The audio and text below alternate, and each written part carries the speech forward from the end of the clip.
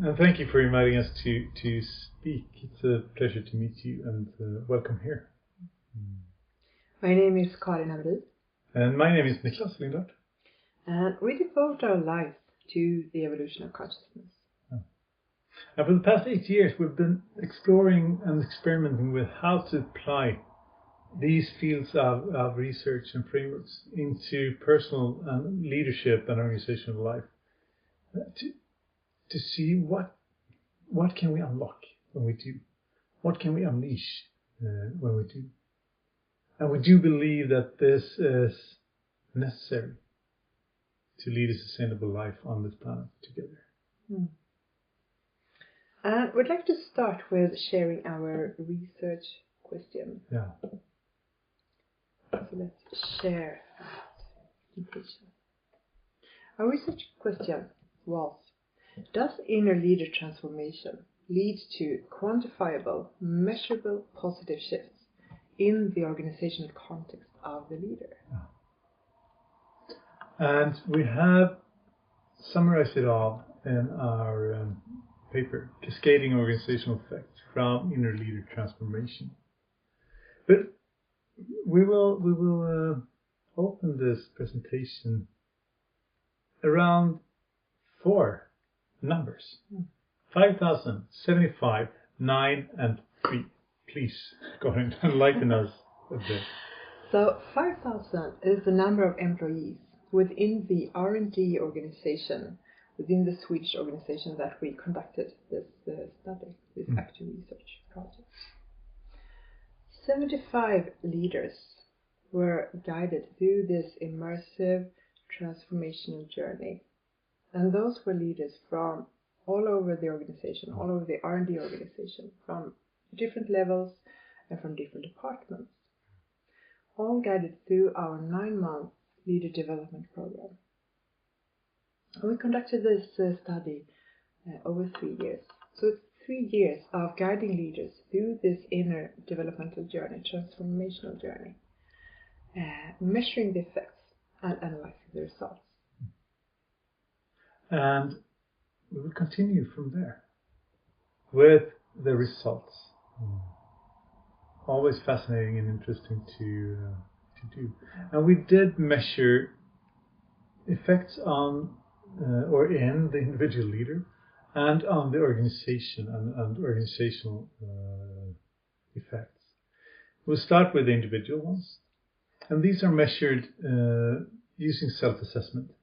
So that is the individual leader's experience of increases in 8 different areas. And these are leadership confidence, to see what's going on in the system, to hold multiple perspectives, approaching challenges, shaping organizational coherence, sense of agency, self-awareness, and overall life satisfaction. So the experience of the leaders is that these skills or traits have increased by a minimum of 50% in sense of agency and ability to shape organizational coherence, and almost doubled in skills in approaching challenges, holding multiple perspectives, and self-awareness. So all of these are astonishingly big positive shifts. And we measured the effects in the organization. And we looked at 7 different aspects.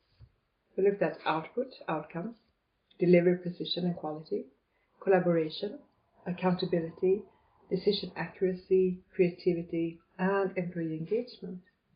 And measuring these, we have used the internal KPIs of the organization, using the normal measurements that they use to monitor their performance. Yeah. For example, employee engagement is monitored monthly using employee surveys. Output outcomes are monitored in different ways depending on the area of activity or competence, using the regular KPIs. Yeah. When studying the organizational effects within the leader's area of responsibility, we see remarkably large shifts in the closest proximity of leaders attending the programs. And when we were looking at the effects outside of each leader's area of responsibility, we actually got a bit surprised. Yes, we did. We really truly believe in the power and the impact of the inner transformation of the leader. But seeing how the effects ripple out through the organization outside the area of direct responsibility is actually quite amazing. Yeah. And this gave name to the study and the paper, Cascading Organisational Effects from Inner Leader Transformation, with huge inner shifts in the capability and experience of leader, of the leader, rippling out, of course, in the close proximity of the leader, but beyond the area of responsibility and even beyond the organization itself. Yeah. So the intervention is a 9-month leader development program. Yeah. And it's based on different theories, frameworks, research fields, such as adult stage development, relational organization, systems thinking, complex adaptive systems, and the oscillating nature of human and systems growth. But through this presentation we will focus on adult stage development, which is also one of the foundations of the program. Yeah. And for this we use Bill Torbert's research with his 7 action logics spanning from the opportunist to the chemical.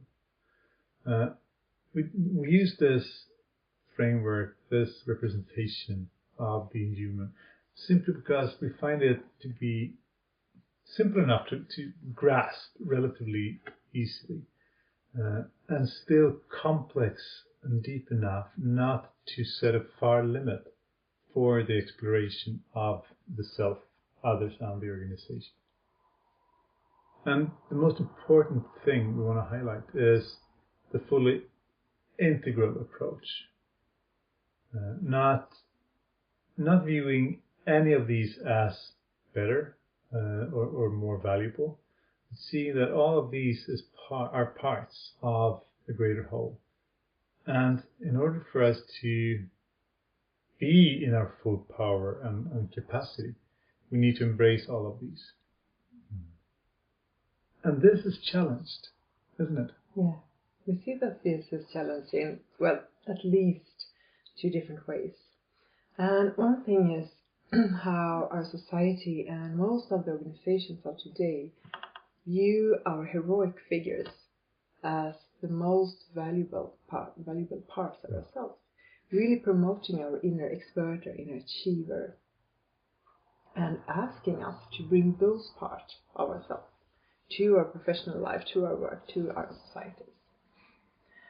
And we also see that in our desire, our eagerness to develop, to grow, to evolve, we see a movement of moving from our heroic figures into our post-heroic figures, almost as if we wish to leave our heroic figures behind. Yeah, as if our inner achiever have taken the steering wheel and want to climb the ladder of development.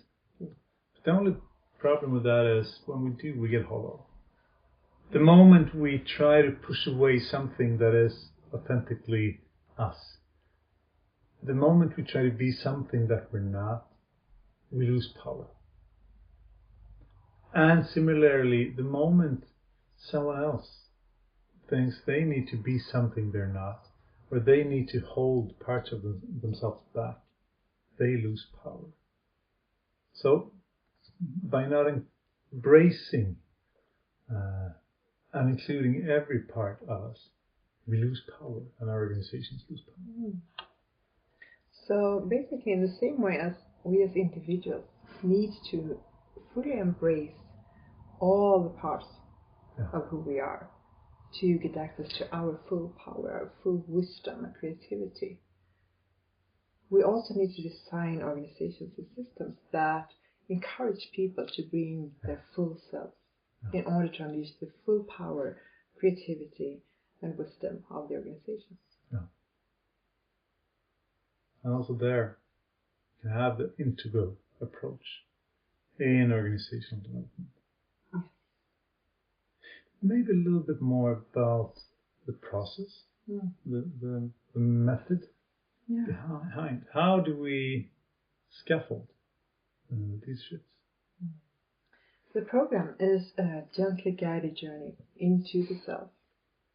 And it's a journey of meeting yourself with love, fully embracing all parts of yourself, really seeing, meeting, integrating and healing every part of you. Yeah.